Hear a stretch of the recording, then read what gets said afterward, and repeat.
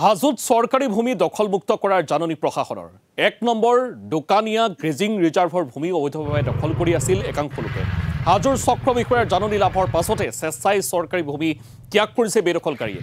ঘৰ দুৱাৰ ভাঙি আঁতৰি যায় বেদখলকাৰী। মিলপাৰাৰ হাইদৰ আলী নামৰ কোনো ভূমাফিয়াই ধনৰ বিনিময়ত লোকসকলক চৰকাৰী ভূমি বিক্ৰী কৰাৰ অভিযোগ উত্থাপিত হৈছে।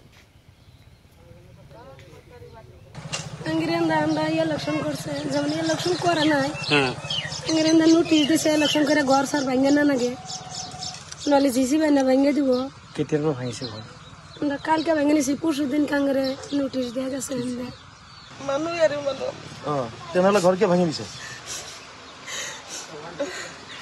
গভর্নর তো ঘর ইলেকশন বুলি মানে কয় সব মানুহকে অর্ডার দিছে দি ফেলে তো ভাঙি দিছে।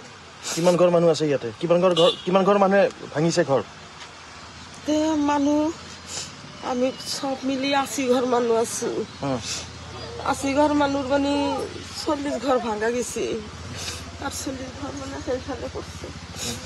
আপোনালোকে কিমান দিনৰ পৰা আছে ইয়াতে? আমাৰ বহুত দিন হয়েছে আমাৰ মানুষ থাকলে কালি কবা পাৰিল হয় আমি হিসাব নাজানো নহয়।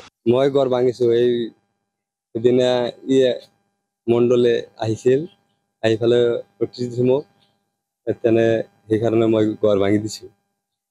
এইটো কি জেগা পৰে? এইটো দোকানে ক'ৰ পৰা আহিছিল আপোনালোকে? মই ইয়াৰে মানুহ মই আগতে ইয়াত আছিলো এই চিবিনাৰ আছে সেইগিলা ইয়াৰে কিন্তু ইয়াৰ এই শৈলমাৰী যে ভাঙি গৈছিল তাৰপিছত গৈছিলো এই সিপাৰে বৰক্ষেত্ৰীত যাই ফালে কিমান দিন থকাৰ পিছত তাতে গৰা খাই গেল তাৰপিছত ইয়াতে আহিলো আহি পেলাই কিবা বহিছো বহি পেলাই খেতি চেতি কৰি খাই আছো গৰু তৰু ৰাখি আছো ইয়াতে।